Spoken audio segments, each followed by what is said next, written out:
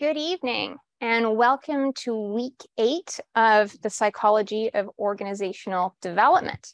Today we'll learn about vocational psychology, and that's the study of career and career development from the individual perspective.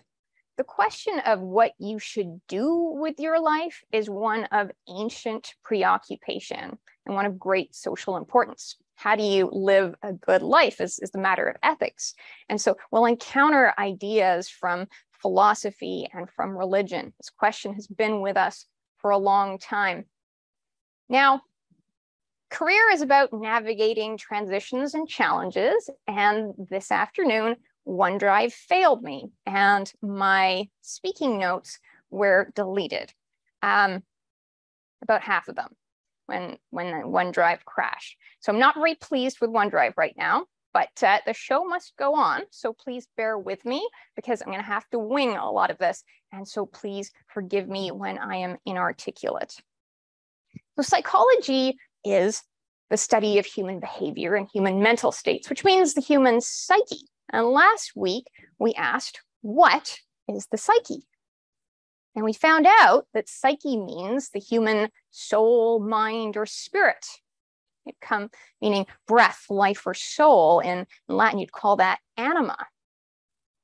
And the ancient Greeks like to personify ideas. So drunkenness was personified in the character of Dionysus. So now we can ask, who is Psyche?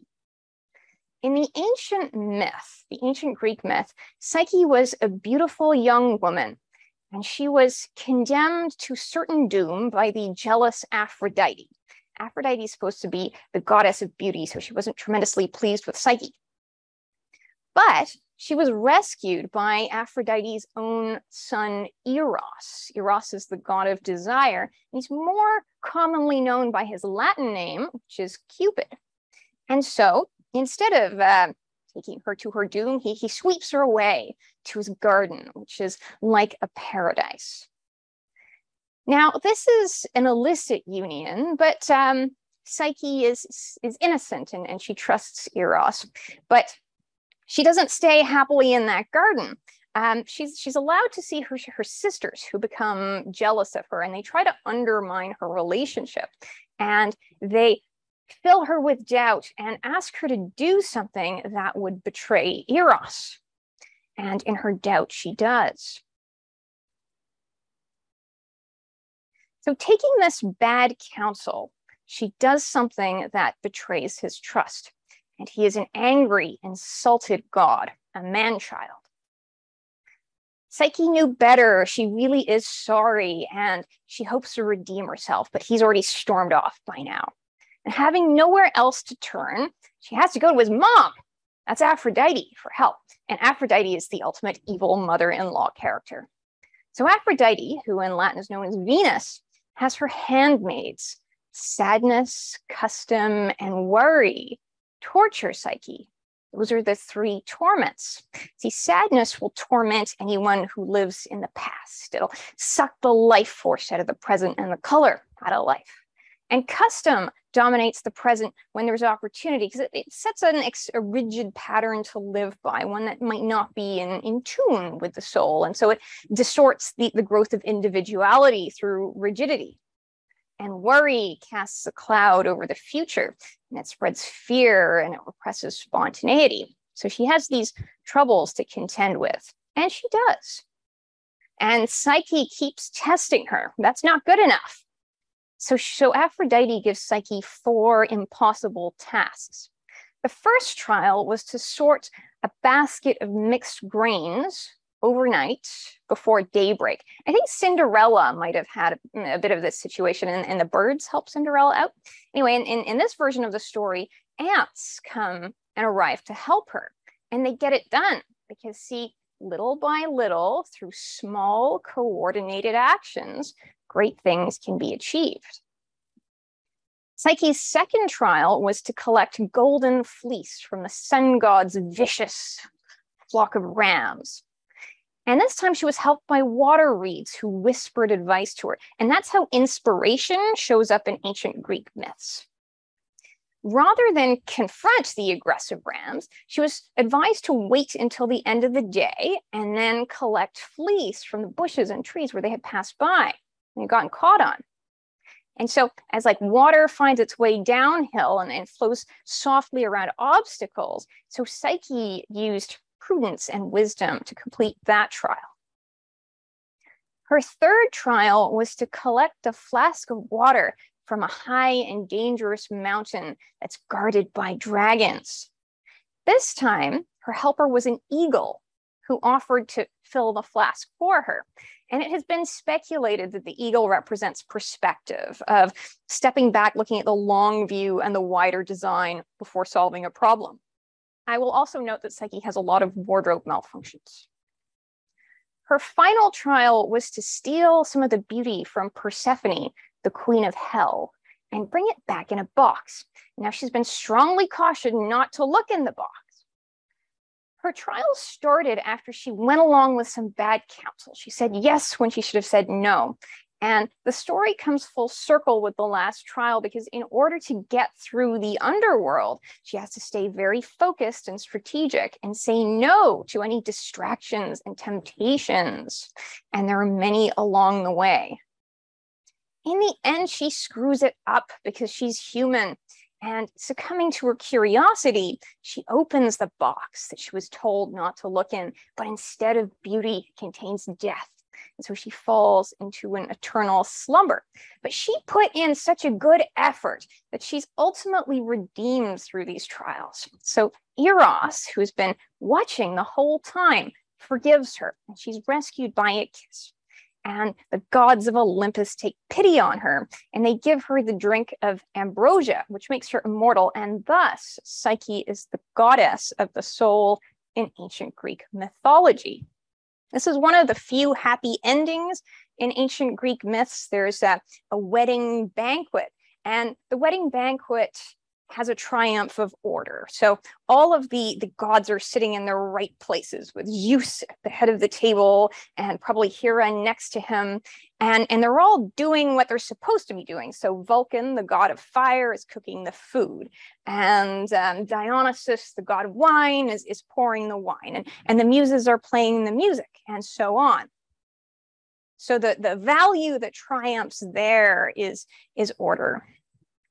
And so Eros and Psyche live happily ever after, and they have a daughter named Hedone.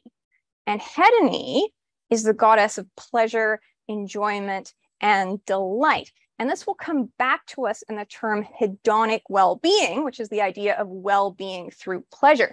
But in this myth, pleasure follows is kind of a reward for living a good life and achieving a good outcome. It's not sort of the first thing you try to do or an end in itself. The story of Psyche is the story of a young woman's journey. It represents the idea of the soul's passage from unconscious innocence through conscious wisdom, through a process of loss and trials and tribulation. And her redemption is found in that she's living earnestly and she's keeping the faith and she's really trying to do the right thing. But since she's human, she never stops running into trouble, making mistakes, or being tested. And she goes astray, but she remains faithful to her ideals. And that's how she can pick herself up and keep going. And she gets through her trials with help from others. And that is with grace. So what is grace? Grace is help from outside of yourself. So when you're this big and you're given a test or a trial or challenge that's big, and you say, how am I going to get through this? That difference there is grace. So often you feel alone, but you're really not. You live in community. Other people have been through the same trials, and they can give you advice and perspective and support. So some of our career adaptability resources are internal, and internal resources are like your knowledge and your ability and your skills and your confidence. And then other resources lie outside of ourselves. And what's outside of ourselves is so much greater than ourselves. Career construction theory looks at career as narrative, as a story. So an individual tells a story about their career. Imagine if you were to tell me who you are, introduce yourself in one paragraph, which is usually what you get for an introduction. Well, if you covered every single thing that ever happened to you and you're 20 years old, it would take you 20 years to tell that story. You can't do that. So you're going to have to look for some big themes. You're going to highlight some things. You're going to disregard others. And so as a consequence of all that, stories are a bit distorted. They're partly true and they're highly selected. Sometimes parts of the story aren't even literally true. They might be more symbolic. And the function of the story is to advise your next action. You evaluate a narrative by its function. What are you going to do with that story? Stories have characters, and the archetype that is relevant to career is that of the hero. So let's look at these Jungian archetypes again, these classic characters in stories. Your career is about leaving your mark on the world through mastery and courage. And you have to be the hero of your own story. The hero archetype is masculine. It's about agency, initiative, and bravery. And so is that idea of leaving your mark on things, like a tomcat. Psyche is a feminine archetype, and she navigates through faith and grace and patience. So what does a hero story look like? Joseph Campbell answered that question, and he described the hero's journey as a narrative, as a monomyth, a kind of story. And this story starts with the status quo, the way things are in the world you know. But somehow there's some call to a journey. You are given a quest. So somehow that journey starts, and career is a journey. So hearing some call, you break away from the known and you start following your own path and finding your way through the unknown. And it's overwhelming and it's scary, and there are trials and tribulations and perils and enemies. Now, along your journey, as scared and as alone as you may feel, you're never really alone. You've had mentors, guides, helpers, allies, friends, even since the beginning. And sometimes their help is unexpected. And maybe when you were at your worst and you slipped, there was somebody who carried you. It all comes to a climax, a crisis, some really big test, some major act of overcoming. You fight the big boss, the dragon, the demon. And you have to confront the dragon head on. You can't avoid it. The Jungian hero is the person that battles, say, it's a good dragon, an addiction, and is not consumed by it, but overcomes it. Jung wrote, he is no hero who never met the dragon, or who, if once he saw it, declared afterwards that he saw nothing. Equally, one who has risked the fight with a dragon and is not overcome by it wins the hoard, the treasure hard to attain. And Jung's thing is about individuation. It's by going through these trials that you sort of discover yourself. Strength does not come to you in a place of crisis if you haven't first done the inner work. All those trials, all that suffering, all that pain made you learn and grow, right? Walking through all that fire crystallized and purified some strength in you. It's through these trials, through suffering, that you can hone your strength and discover your gifts and find your values, how you develop your superpowers and find your treasures. The journey changes you, right?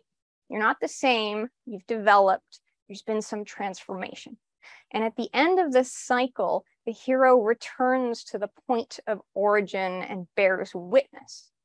But you're not the same anymore. You don't see things the way that you used to. Perhaps you see them more clearly. You've come out of the unknown. You've learned a lot. And maybe you're walking a little taller now. Maybe you've changed something. Maybe you've changed yourself. You might see other people with more compassion.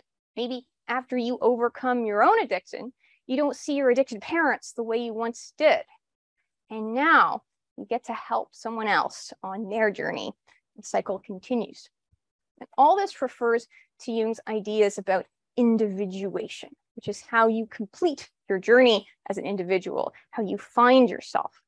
Linking this to Erikson, who's also a sort of psychodynamic personality theorist, once you've completed your whole life journey in good faith and addressed all those conflicts, you achieve some kind of integrity of self and you found wisdom.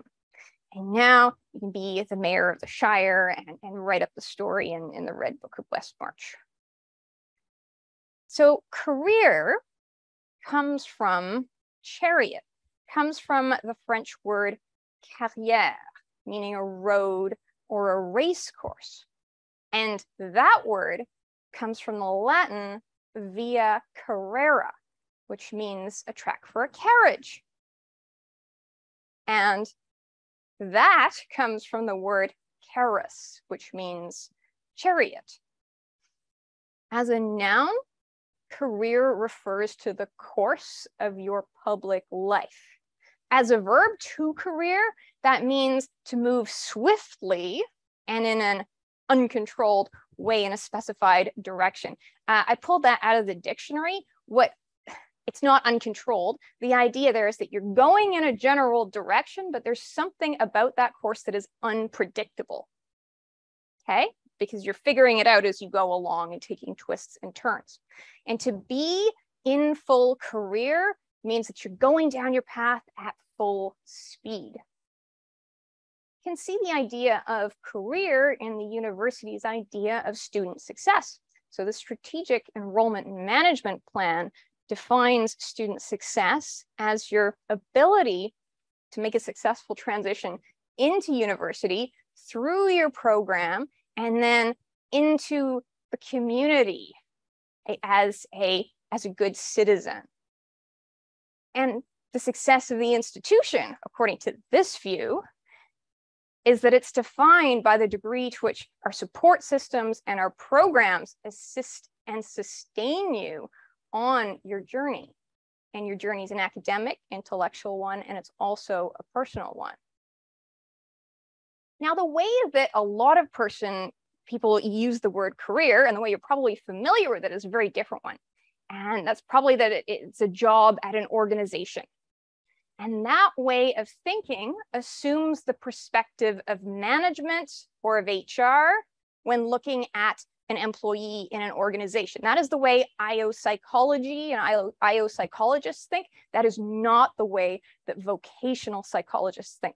Vocational psychology is the scholarly field that studies career, and its applied arm, its applied practice is career counseling. And career counseling is a form, in fact, the original form of counseling psychology. Going back to the management perspective, so to management, your career starts when you started working for that company, and it ends when you retire or they fire you or you quit. And then maybe you get another career somewhere else. But that is not the way the vocational psychologist or a career counselor would think about career.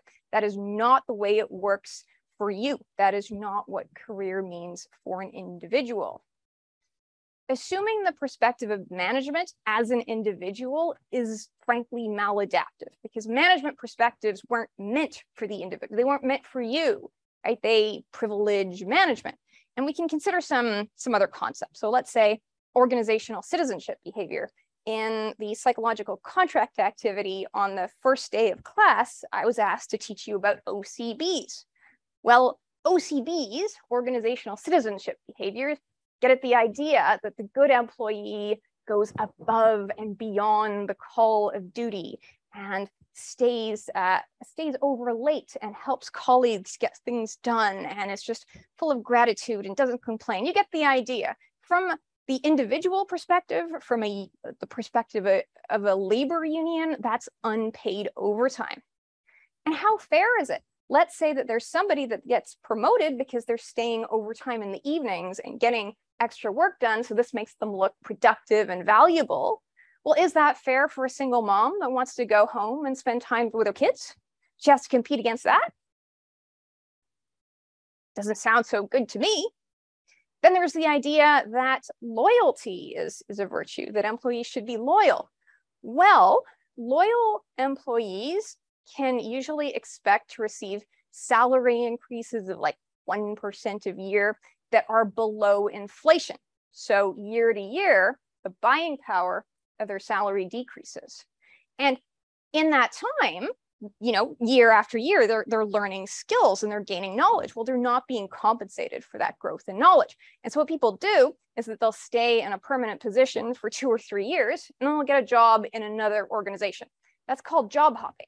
And you can get much bigger salary increases that way, and you can progress much faster that way. Management doesn't like it, but it is in the interests of the individual.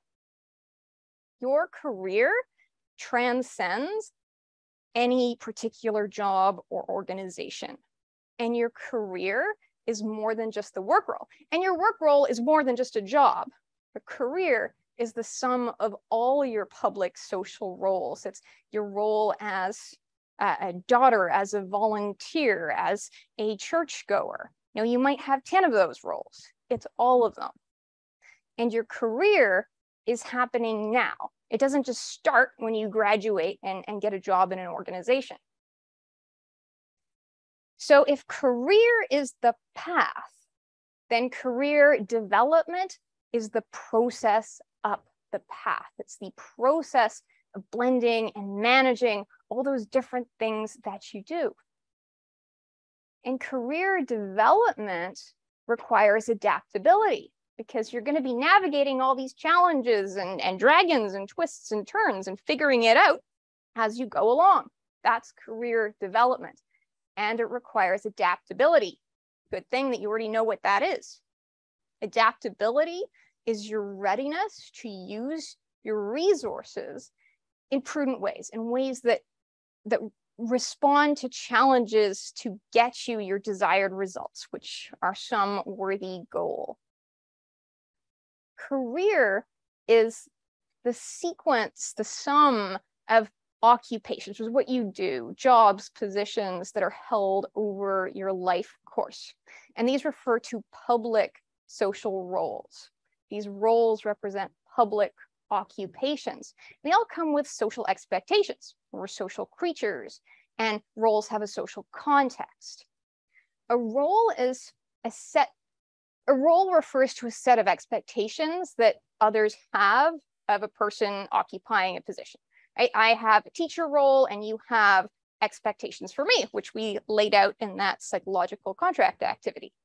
There is some general view of what a good parent or a good boss or a good student or a good worker or a good partner is.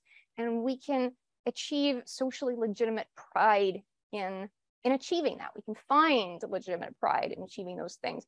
These roles fulfill the basic social expectations that we work, that we recreate, that we take care of our families, that we develop good relationships, we share our gifts with our communities and stay out of trouble. So occupations are mechanisms for social integration, and they provide structure and meaning to life. They provide routines by which you organize your life, like going to work, going to class. They provide social support in your mentors, your colleagues, your friends, and expectations by which you can be satisfied or unsatisfied with our performances and our circumstances. And to those who are intrinsically motivated to pursue the activity of which the role consists, because they just like doing that, then acting out the role, doing the activity is interesting and rewarding and pleasurable in its own right. So Donald Super defined career as the combination and sequence as these roles, as the constellation of interacting, varying roles, as a sequence of positions held during the lifetime, some of them simultaneously. So career is not a single path. It's a combination of multiple paths. And the work role is to career as a strand is to a rope or a band is to a rainbow. And a single job would constitute some fraction of the length and breadth of a work role. So one way we can think about career is as a rainbow. And Donald Super started out with 9 roles. And not all these might work for you. There are other roles that are outside of this. So patient is a role, criminal is a role. What else is a role? Gigolo is a role. But you thought the more basic ones were like parent, citizen, student, child. And these roles come into prominence at different periods of your life. So I was not a parent until I was 25, but I'll be a parent for the rest of my life. And right now, while my child is young, you can look at the size of the dots there on the yellow band, the parent role is quite large. But as my daughter gets older, it'll get, smaller. And then maybe I'll have more time for leisure. And a lot of people will have their leisure activities when they are teenagers and when they're retirees. But in the middle of life, there isn't that much time for it. This is the original image from Donald Super's 1980 paper. And according to his lifespan, life space theory, the multiple roles interact with each other to form the life structure. And adaptation to those roles, which interact with each other, takes place between the realities of the individual and society. So you have your own needs and drives and interests, and then society has expectations, their organizations with their structures and cultures. And your career decisions, your vocational choices reflect both personal and situational factors. You have some agency to select roles. You can choose to become a student. You can choose to be child-free, and some agency to shape them as they develop by adapting to or negotiating expectations.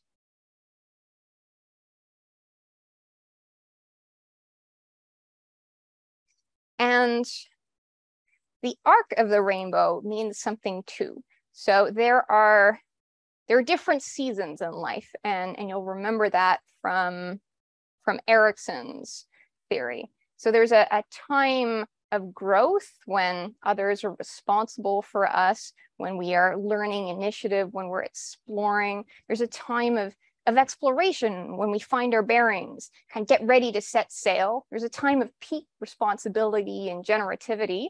And then there's a time to slow down and to pass on the mantle.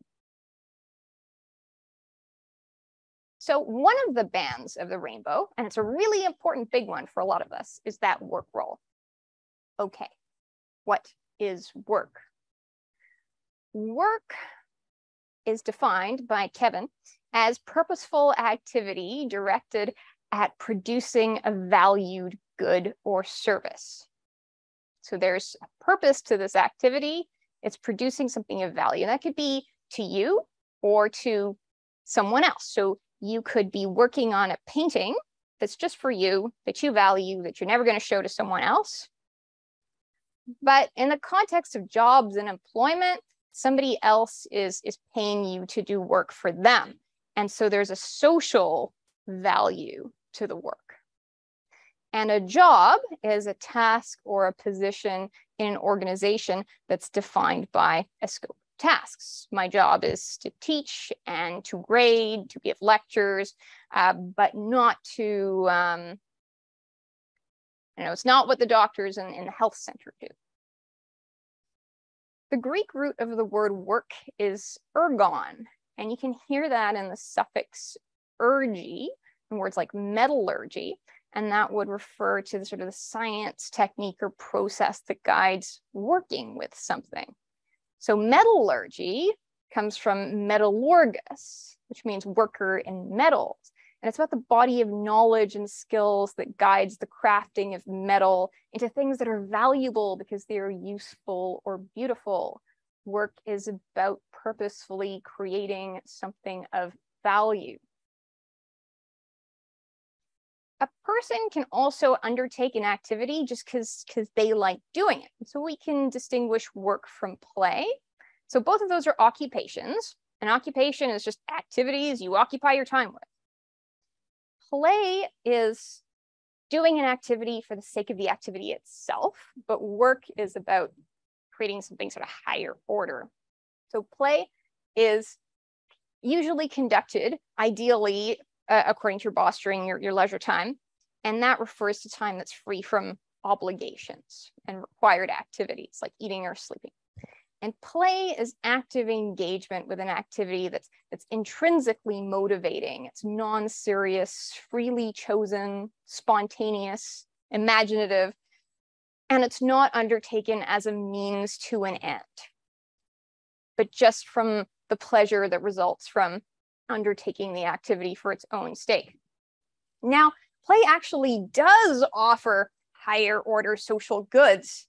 Play can keep young people out of trouble, it can sublimate aggressive instincts, it can support individual and community development, it can promote physical and mental health, it can save all kinds of costs related to physical and mental illness, and it can refresh you towards a more productive state.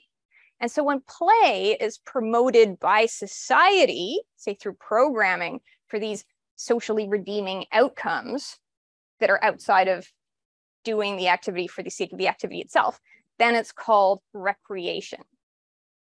And when your play produces an object of economic value, something like jewelry, then we call that a hobby. Here I have presented an elaborated version of the chariot metaphor of career. You're the charioteer, the actor that's making decisions and steering forward.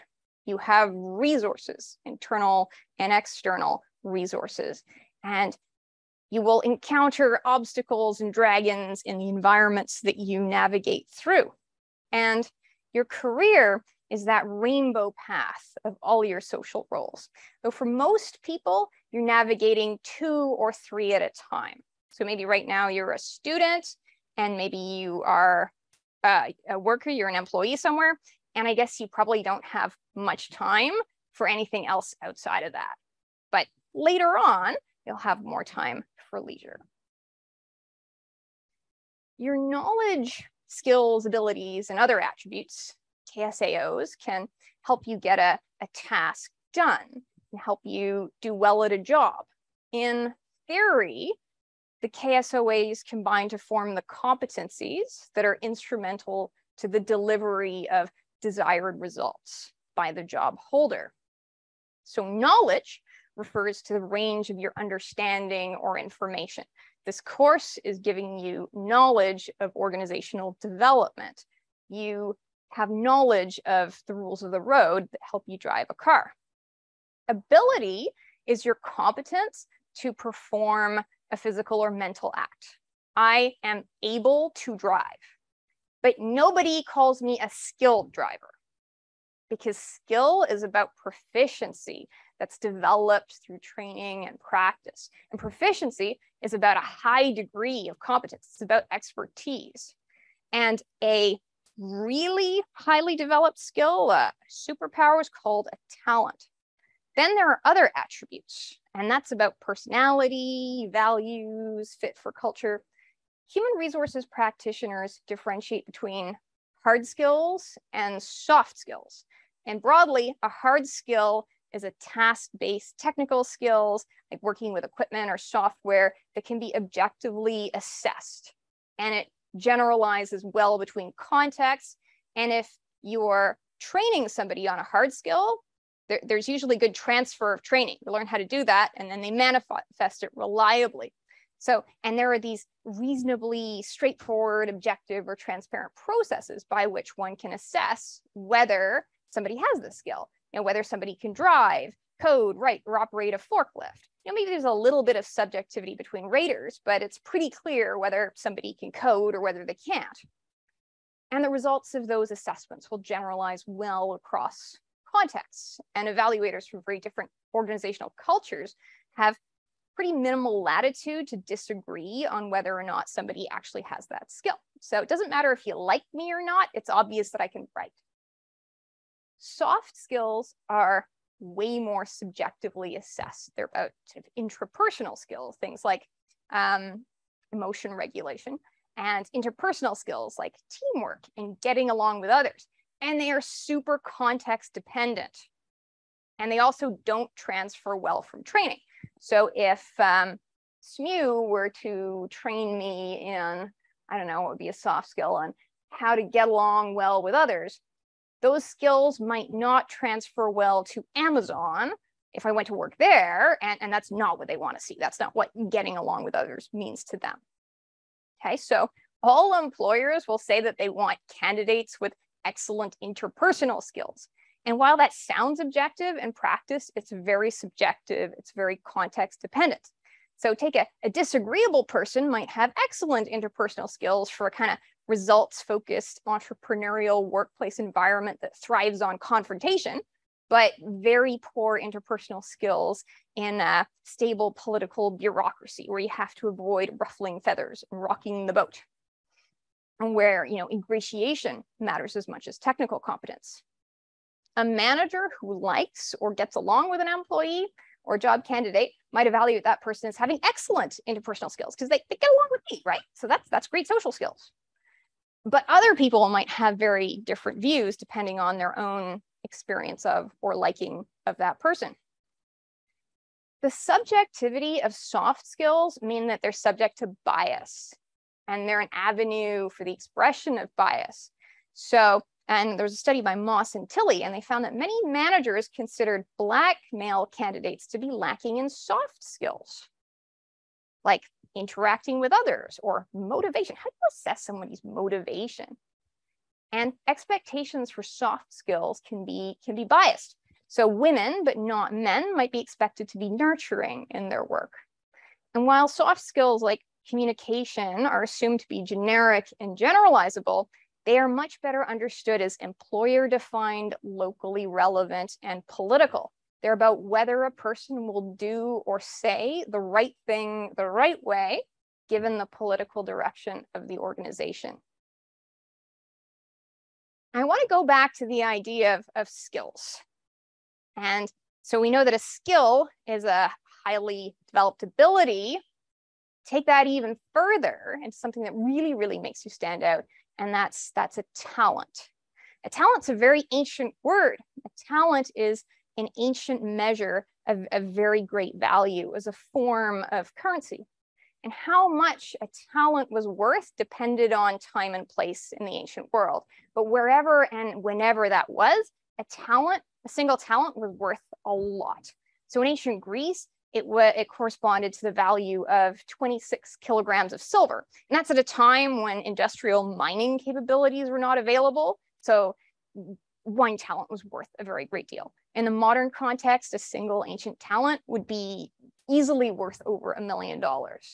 And that is apposite, it's appropriate to the modern use of the term to refer to a highly developed skill, a superpower, because our skills are what we trade for pay in the workplace. So a skill that really makes you stand out is your talent. And talents are related to something called aptitudes. And look at kids in a classroom. It's clear sometimes that one child might have an aptitude for reading, and maybe they're more interested in reading, and they're better at it. So you spend half an hour teaching this one kid to read, and that kid goes 5 times further with that than the other kids who are also given half an hour of training on reading. And those aptitudes kind of get back to genetic gifts. Skills are more readily acquired and developed, and to a higher degree by those who have an aptitude for them. An aptitude refers to the capacity to acquire a skill through practice. You can read to your cat every night, but she will never acquire the ability to read or become a skilled reader because cats do not have the aptitude for language. A certain child could demonstrate a particular aptitude for writing and then learn to write sooner and to a higher level compared to other children. And an aptitude can thus become a skill, and then it can become so highly developed to the point that it's remarkable, that it's a talent. So given the resources, the opportunity, and the interest, maybe that child will become a talented novelist. But the point is, you have to invest in the aptitude to develop it into a talent, both by the person, they have to be sort of interested in willing to do it, and by their environment or community. It's possible to deprive people to the extent that they can't develop their talents. So there's a very old story it's called the parable of the talents. And in this story, which you may have heard before, there's a master, an employer. He's not very nice. This is the ancient world. There's no HR department.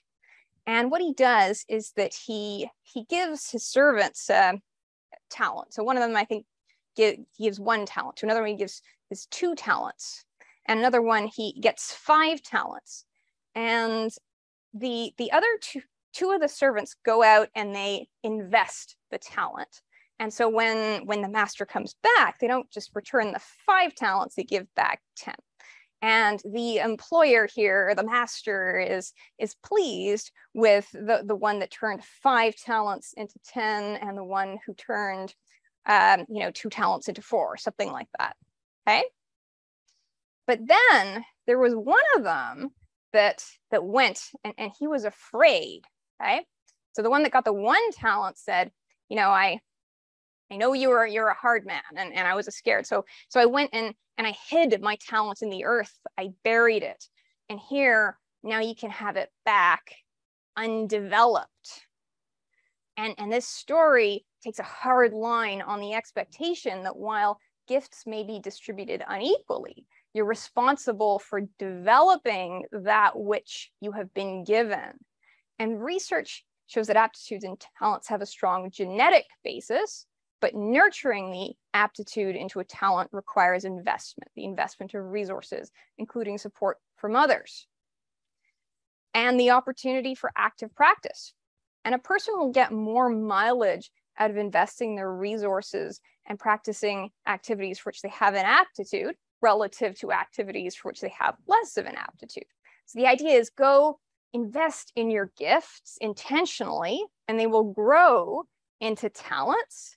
And investing in your talents will lead you to reap even more good things. For unto everyone that hath, more shall be given, and he shall have abundance. So the good things that you planted grow and spread their own seeds, and so you'll even reap where you did not sow. And this story of the talents frames burying a talent, that's sort of failing to invest in it, as an imprudent and wasteful thing to do, as an insult against the bestower and cause for weeping and gnashing of teeth.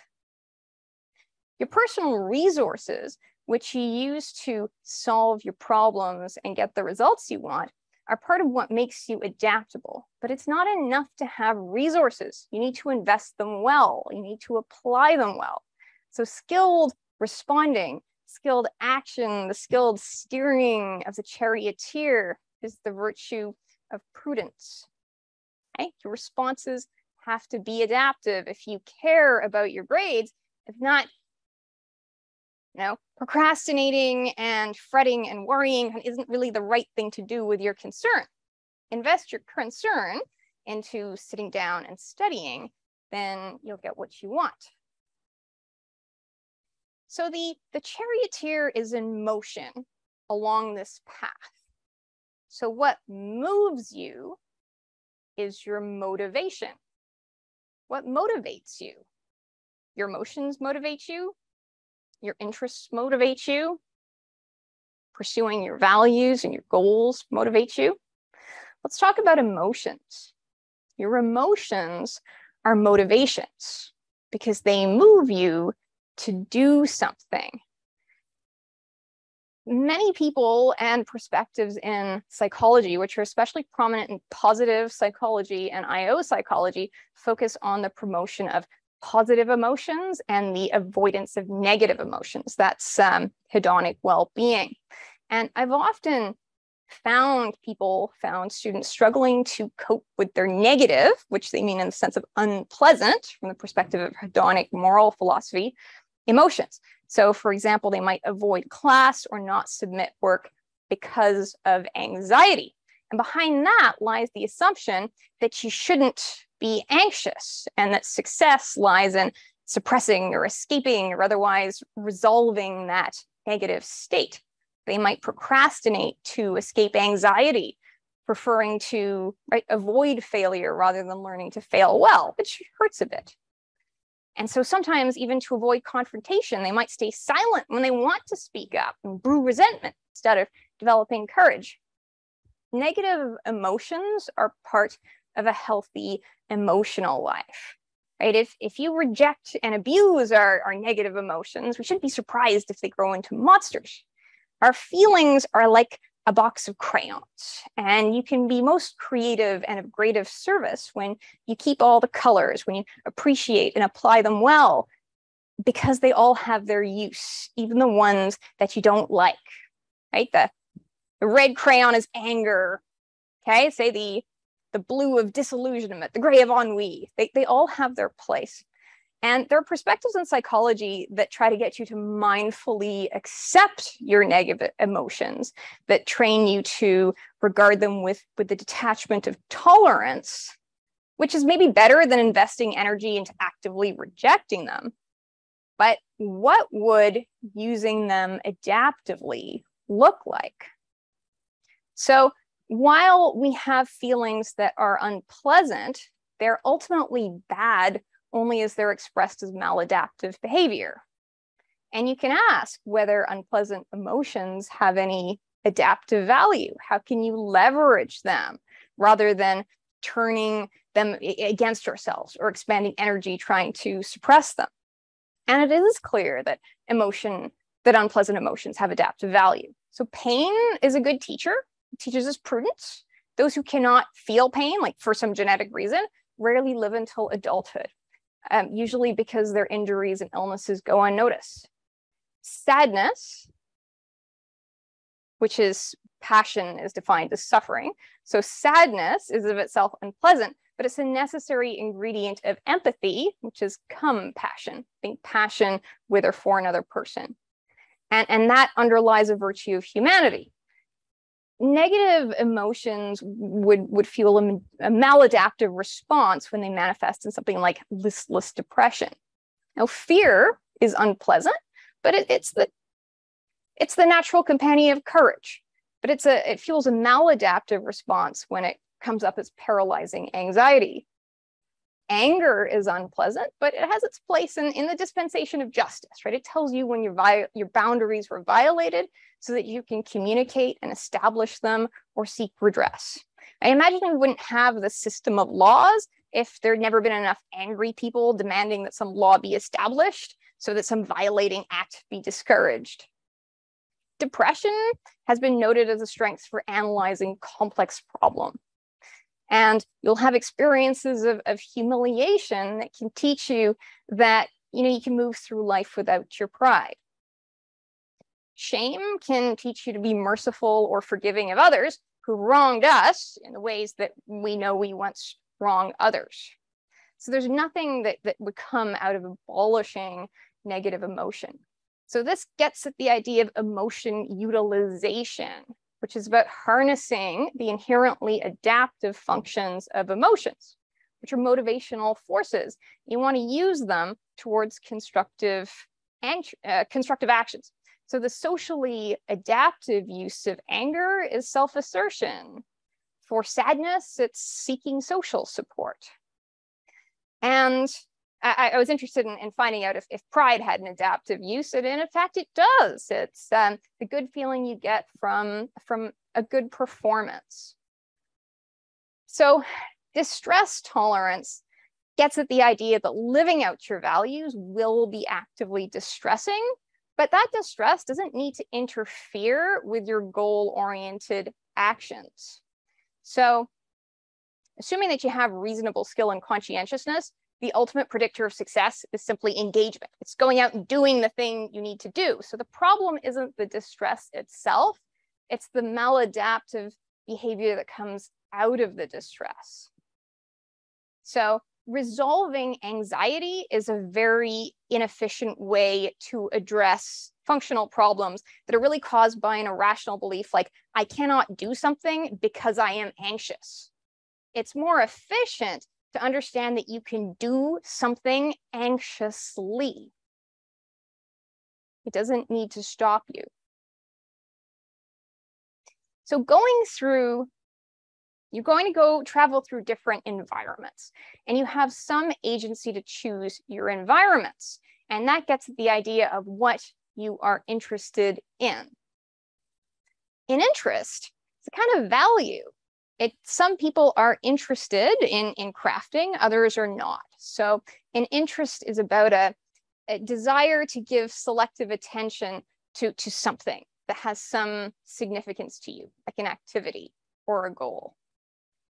And the best model of vocational interest that we have, it's not a perfect one, is the RIASEC. It's the Holland model. And it says that there are 6 vocational personalities that are about the kind of environment you want to work in.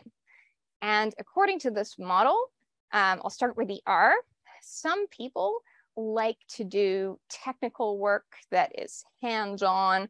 They're the kind of person that might be happy tinkering in a garage. Okay, that's a realistic interest, right? Some people are interested in crafting and working with glue and the sparkles, and some people are like, oh, let's go to the art gallery and look at this picture and think about what it means. Well, that kind of person is the investigative person who is interested in big ideas and research and intellectual pursuits. And you might find them in art galleries and in libraries. Then there are those with artistic interests who like creating things.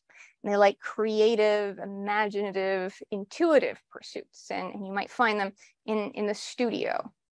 Then there are those with social interests. They're interested in helping others. And classic examples of social interests are teaching and nursing. So you might find somebody with social interests in a classroom or in a hospital or in a therapy room.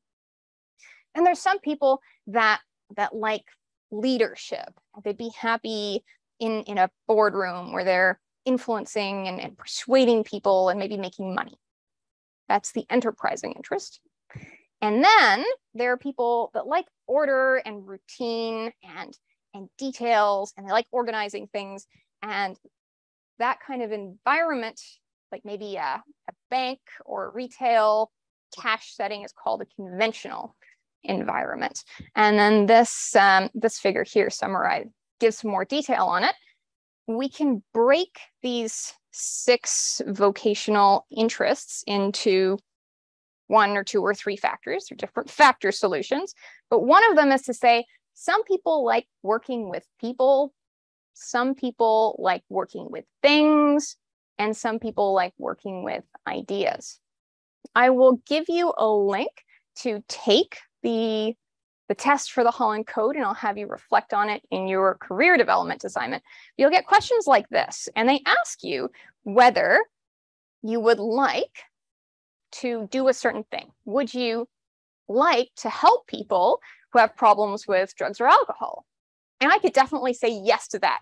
I would enjoy doing that. And I know that without ever having taken a course on that, without having any training or qualifications. But equally, without any training, qualifications or experience, I know that I don't want to install kitchen cabinets. I just, no, don't want to do that. So it's not about whether you'd be good at it. It's about whether you'd be interested in doing that. Do you think you like doing that? And when you take the test, it will give you scores at the end, and it'll look something like this. And your Holland Code is based on your top 3. And so you can see that my code would be SAI, social, artistic, and investigative. And looking at that over there, there's very little difference between the investigative and the artistic. But I wouldn't make much of that difference. But you can see that I get like a 0 for anything practical. And so maybe it's not surprising that I'm a teacher that likes teaching through metaphors and enjoys pretty dresses. Now, once upon a time, in the 1990s, there was something called the Dictionary of Occupational Titles. And it was the big book of all the jobs, and they told you what the different jobs did according to job analyses by IO psychologists, what kind of KSAOs were required, that kind of thing. Well, that went online as ONET. And you can take your Holland Code and put it in, plug it into ONET, and it will tell you what jobs align with that code. And so when I do that, it gave me that list. And so you'll see a list like this too. And I don't really care about whether it's SAI or SIA because those scores were so close.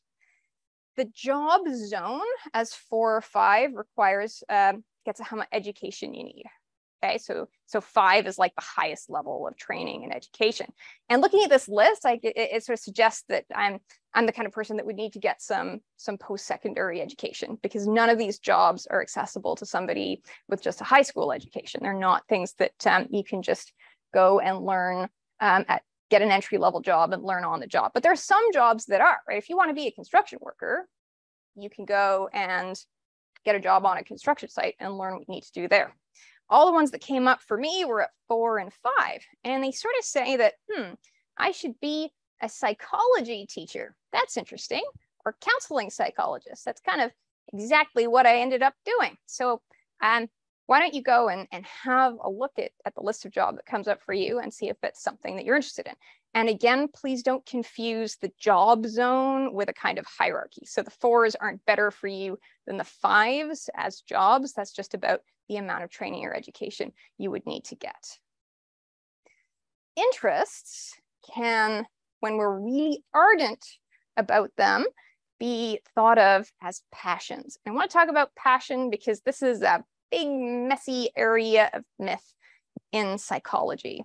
You may have seen something like this before. Choose a job you love and you will never have to work a day in your life. That's a popular motivational quotation that is misattributed to Confucius. He never actually said that. And Steve Jobs reflected this idea in his acclaimed commencement address to Stanford undergraduates. And he exhorted them to relentlessly pursue their passion no matter what. You've got to find what you love, because your work is going to fill your whole life. And the only way to be truly satisfied is to do what you believe is great work. And the only way to do great work is to love what you do. And if you haven't found it yet, if you haven't found your passion, keep looking, don't settle. That's a lot of pressure. And that do what you love career advising constructs passion as a loved activity that you must pursue at all costs. It's almost like a sort of a sexual metaphor. And students are often to advise to follow their passion and do what they love, and then all will be well. But really, that's a cultural myth. And it leads you to believe that you have a predetermined passion that you need to discover after hunting for it like an Easter egg in the bushes. Right? If you haven't found it yet, keep looking. And a lot of myths are self-serving for someone in some way. And if you look at the success of Steve Jobs, it wasn't all him pursuing his passion and doing what he loves. There were a lot of people that helped him out. There's his family that set him up for success. There's all kinds of other people on his team, some of them uncredited. There are exploited factory workers in Asia. Are they part of that story? No, they're not. So that can be a very self-serving kind of a story. So the cultural myth of passion assumes that you're born with a predetermined passion that's already developed when you go looking for it. And in reality, you're born with your aptitudes, but you're not born with your passions, which you may have many of over your lives. Passion develops with effort and experience as you explore your interests and your options. So you'll pick up activities and engage in them, maybe even passionately, and then abandon them, right, as your interests or your values or your circumstances shift. Career theory teaches us that there's a social context to our occupations, and all your occupations are negotiated between personal and social needs. It's not all about what you want. And your multiple social roles need to integrate with each other towards achieving an acceptable total lifestyle. And advising people to simply do what they love neglects that context. And even if there is an activity that you identify as your passion, you may not have a context where it's compatible with undertaking that activity as a paid occupation. Right? Maybe there's no labor market for that. And maybe you need to pay down loans and take care of a family. And you know what? A job concerns a scope of activities. You don't have to like them all. By definition, work is creating something valued, and employment means doing it in service of someone else as a return for the extrinsic reward of pay. And the fact that you're working for somebody else and doing what serves them kind of puts a damper on the expectation that you're endlessly pleasing yourself. Even if you pursue some passionate activity into a job, I think I'm passionate about teaching. There's plenty of things about teaching that I don't like, that might be grading or dealing with the administration. The passion myth neglects other really legitimate reasons for pursuing or finding satisfaction for any other reason, like to answer needs for job security or for pay. And pursuing a personal passion in the work role might not be compatible with your other personal role. So let's say your passion is guitar playing. Well, maybe that's not good for your work role, because even if you make money for it, you might, traveling from gig to gig as a performer might not give you the lifestyle you need if you want to be, say, a parent. So there's no evidence to support the idea to find your bliss by following your passion, or even to extend the claim to say that doing that will be beneficial to everyone else too. So it also is a myth that assumes a lot of privilege, because to never settle, to hold out, to just do what you love and maybe work unpaid internships, work for very low pay, or to assume the risks of entrepreneurship assumes some class privilege, right? Maybe there's family that can support you to do that. And we might wonder how many people there are, people whose stories aren't told, who have not obtained material success or well-being from pursuing their passage. Right? There's metaphors or stories about, say, the starving artist, right? Doing what they love while living in voluntary poverty, right? While the other goals they want pass them by. According to the Oxford English Dictionary, the noun passion has 8 meanings, and its first and principal definition is to suffer. The words passive and compassion share the same Greek root in pasco. Pasco means to suffer. And the primary sense of the word means the suffering of pain, to suffering and affliction generally. And then its second sense is a theological term that's about, I think, suffering for some greater good. The third sense of the word refers to the condition of being acted on or affected by an external agency. So it's a receptive state in subjection to an external force. So if I throw this pen, that pen just underwent a passion.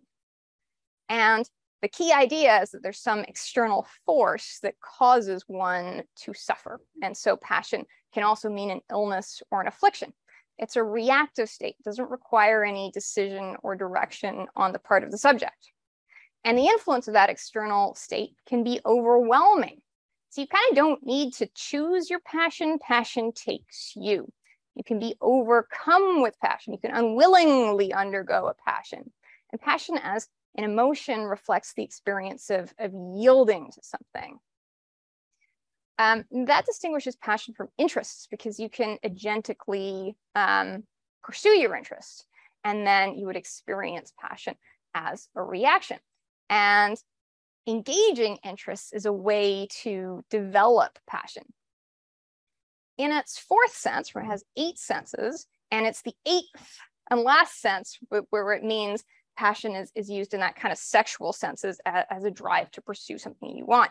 And that relates to the 4th sense of the word passion as emotion, because we can be moved through our emotions or motivations. And now what was previously constructed as an external force is now referring to something internalized, but it's still something that's driving you and that you are subject to. And it's still seen as a non-rational reaction. So going back to our charioteer, well then passion is the thrill of the journey, wherever it's going, even when that's over hurdles and in circles. And you find it in fully engaging with and being moved by the resulting feelings or experience, kind of regardless of whether it consists of pleasure or of pain. And engagement is mechanistic to the process of developing an intrinsically motivated interest, of learning to love something.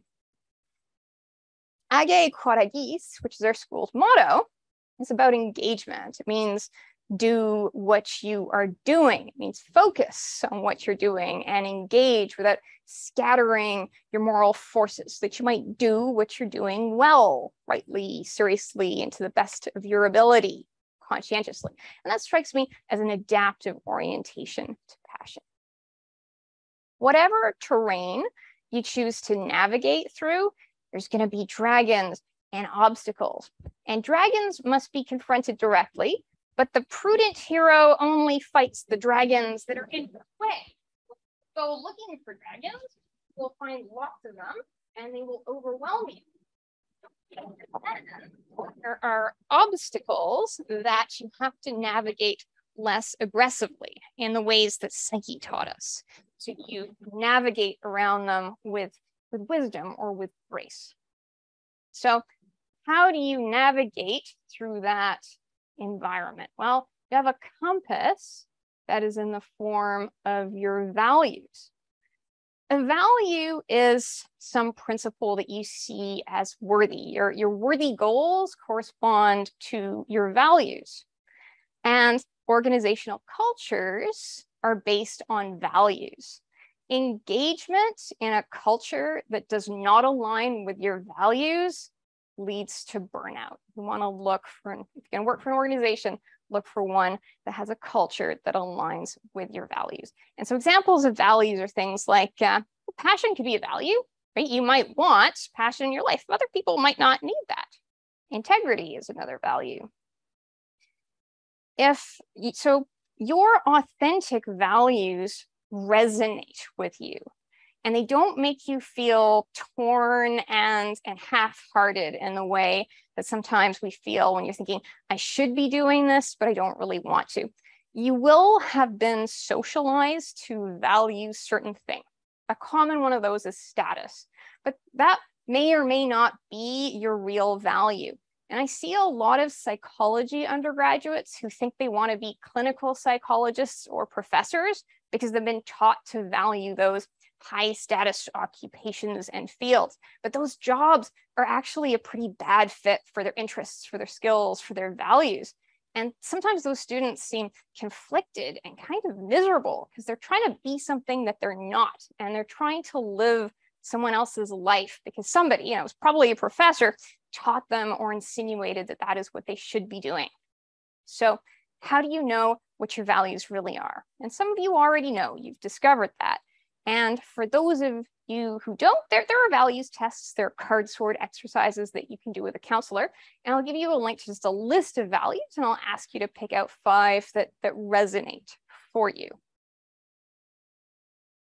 Now, our charioteer is going to need strength for a long journey. And the Romans distinguished between 2 kinds of strengths: vis, or physical force, and virtus, or moral force. And the term strengths can be used to refer to more than your constitutions. Your strengths also refer to what you're good at and how you're good. And that first sense of the term refers to strengths as your developed skills, right, as your talents. And then the latter to strengths of character that represent the habitual enactment of your values in a socially desirable way. It's by acting on your values that you develop virtue. Strengths as hard skills can be objectively measured. So the talent of framing a house can be measured by inspectors using standards and codes.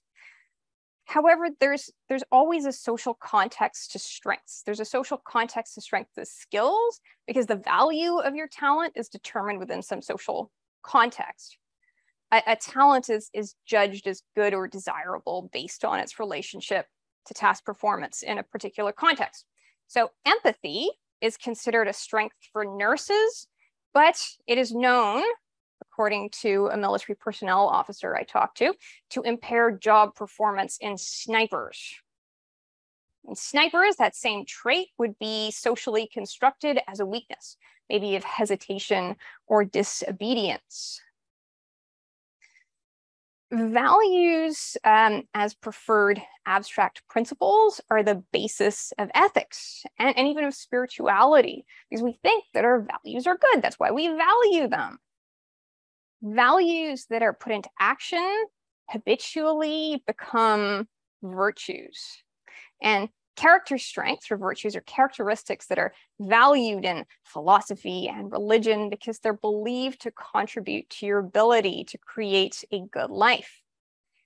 And so it's something that needs to be practiced that can be lost if neglected. You might have the value of kindness, but if you never practice it, then you don't have the virtue of kindness.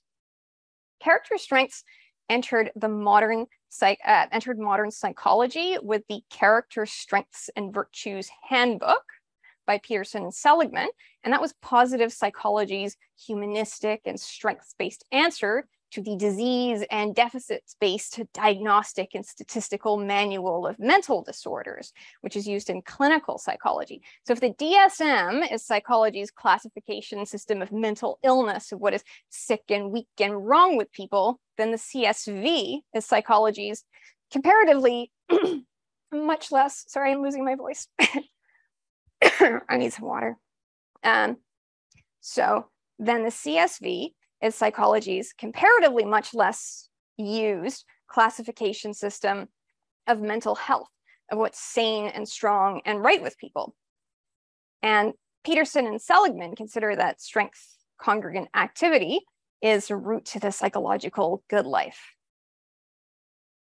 So the CSV identifies 24 strengths that are organized into 6 virtues.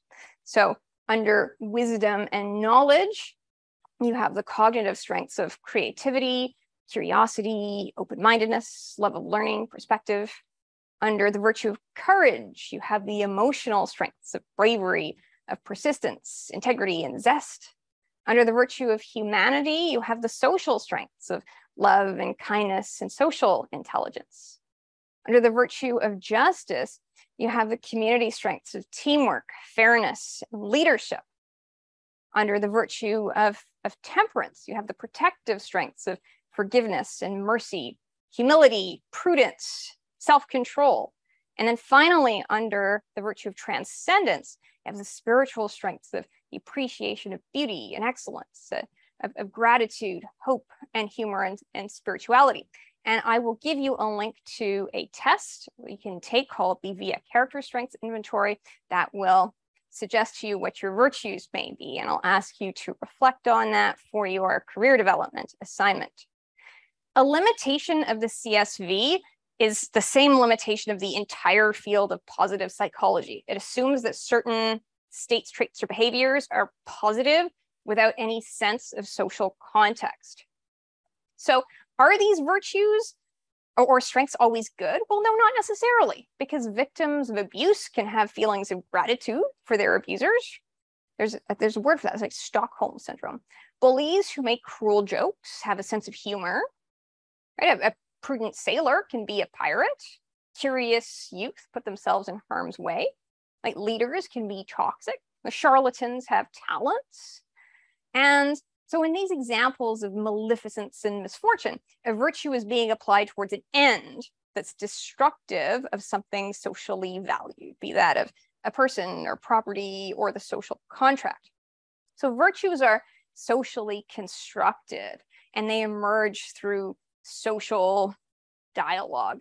It's when you laugh that my sense of humor becomes a virtue. My deceit is not a vice when the axe murderer asks me where you are hiding. So sin as an archery term comes from hamartia in the ancient Greek language. And it means to miss the mark, to fall short. So if I hurt you with a cruel joke, I have a vice, not because I lack a sense of humor, but because I've applied it to ill purpose. I shot and I fell short of the target. I missed the worthy goal, which is to laugh with you.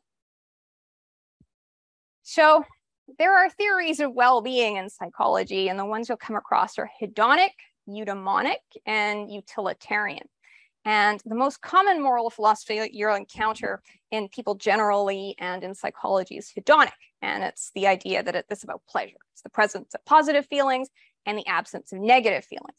And modern moral philosophers tend to subscribe to utilitarian theories. This was left behind a long time ago because it neglects things like the adaptive value of suffering, and it sort of leads people to a hedonic treadmill of pursuing pleasure. Then there's eudaimonic well-being, and that constructs well-being as striving for self-actualization and fulfillment, which brings you satisfaction. It's still very self-focused. And why does well-being have to be constant striving? Then there are utilitarian theories of well-being, and they would say that you have a rational capacity to know and do your duty. There are many different theories and ideas about well-being, but it's ultimately about what is good for you, and that depends on what you consider good, and that goes back to your values.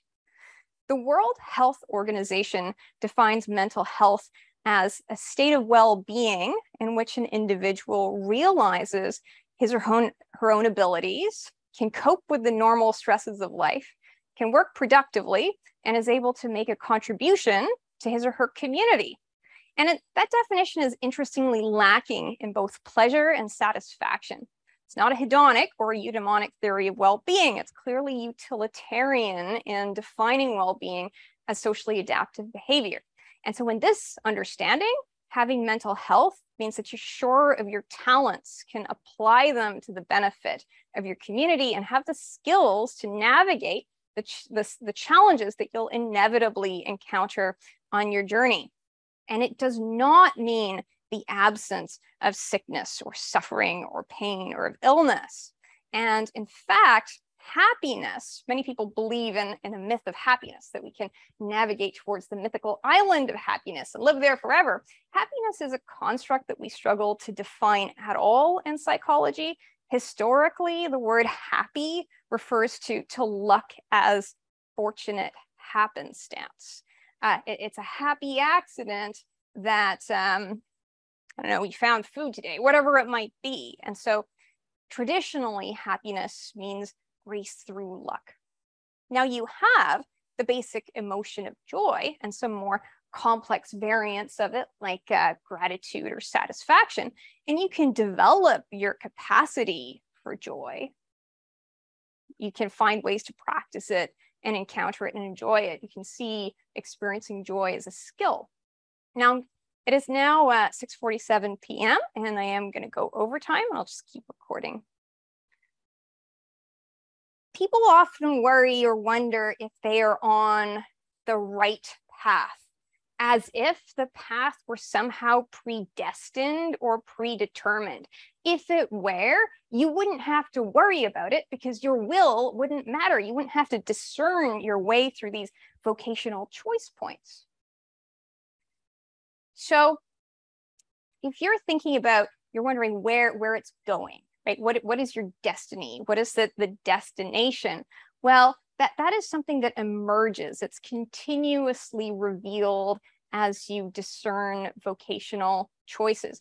If career is a path or a journey, you can only understand the whole journey at the end. And that's not something for you to know, at least not now. So your path emerges before you as you navigate vocational choice points according to your talents and your values. And you can never see that far ahead. What you need to know now is how to make the right turns. That's called discernment. Should you do this or should you do that? And you do that by referring to your compass, which is your values, your true values. Now, if you were to think of destiny as destination as place, what is that place? That is vocation. And vocation is the place where your talents intersect with the deepest needs of the world. It's a place that you keep finding as you go from one act of service to another, because your talents are socially called into service. We can look at your traits as if you're average on this and above average on that and below average on this other thing. And you could try to measure yourself up to some ideal prototype and probably feel like you fail. But another way to look at it is to imagine that you, with your traits and your strengths and your weaknesses and your traumas, might in fact be wonderfully made in order to go do something. What is that thing? Think about that. What problems are you best equipped to solve? Intuitively, you already know how to find your way. So using your values as your compass and discerning in each moment, in each situation and context, how you can best put your talents to service with your next action. And that's about as far ahead as you're equipped to see. But sometimes we need a little help. So discernment, which is about making the right vocational choices, requires self-awareness and reflection. But it also has to be done in community because we need others to act as a check on our own self-deception or short-sightedness. We all have a limited perspective and we all have weaknesses, and you can find wisdom and strength outside of yourself. That goes back to the idea of race. We need that. Your sense of psychological success comes from setting personally meaningful goals. And they should be SMART goals. So they should be specific so that you know when you've achieved them. They should be measurable. Well, that's so that you can know when you achieve them, but you need to know what they are specifically. Like, don't have vague amorphous goals. They need to be realistic. You could set some pie in the sky goal that you'll never reach. They need to make sense in your context. And then good goals are time bound. You will have done this thing in a month. And doing that is kind of like Psyche and the ants, right? Bit by bit, small step by small step, something great is achieved. And failure is something that will happen too. And you'll learn something from it. It'll teach you something about yourself and what you like and what your skills are and what you need to do next. You pick yourself up and you keep going. Now for the horse. We learn that self-esteem, the pursuit of self-esteem is maladaptive. But self-efficacy is your horsepower. Self-efficacy is about your belief in your capacity to act in the ways that are necessary to reach a specific goal. If you have high academic self-efficacy, means that you know that you trust yourself to be able to sit down and study and focus and write that paper and get that reading done. And self-efficacy can be legitimately high or low. If you are not good at something, you need to know that so that you can learn how to do it or delegate the task to somebody else. If it is appropriately high, then you can go act. Suffering and even trauma have their place in self-development, in individuation, and also in the work role. And Mark Savakis, who is a great career counseling scholar, noted that in his professional opinions, most people's kind of work calling were somehow rooted in personal trauma. Private preoccupation led to public occupation. Something bad happened to them, and now they want to fix it. They want to help other people avoid the same fate. They know how to leave the world a bit of a better place. And that can be part of a process of healing from trauma and transcending it. That said, it's not a necessary course of action. So people who have undergone a traumatic experience are not responsible for fixing things, but they often want to. They may even have a drive to, and they can find meaning and satisfaction in doing so.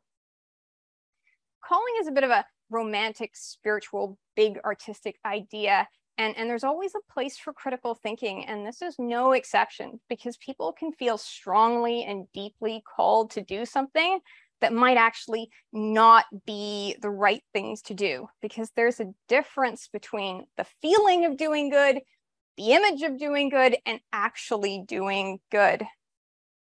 A tremendous trauma is losing a child. losing a child to suicide, especially over something tragically preventable like bullying.